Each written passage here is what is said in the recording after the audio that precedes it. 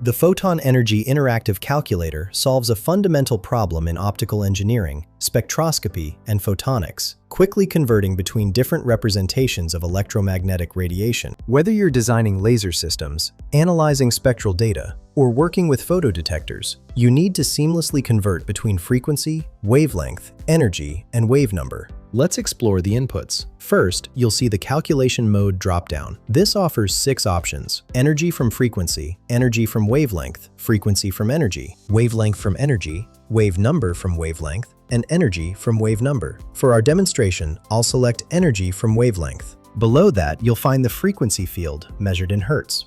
Next is the wavelength input field, paired with a unit dropdown offering meters, nanometers, micrometers, angstroms, and centimeters. The energy field comes with its own unit selector: joules, electron volts, kilo-electron volts, or milli-electron volts.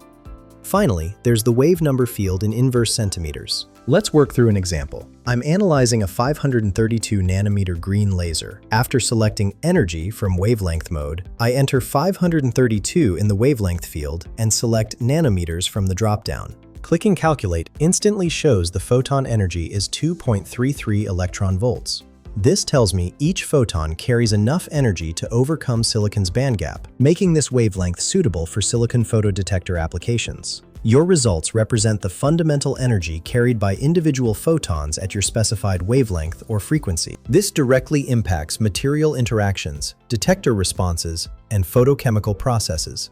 One critical insight: always double-check your wavelength units. Confusing nanometers with micrometers leads to thousand-fold errors that can derail optical system designs. Find the link in the description below.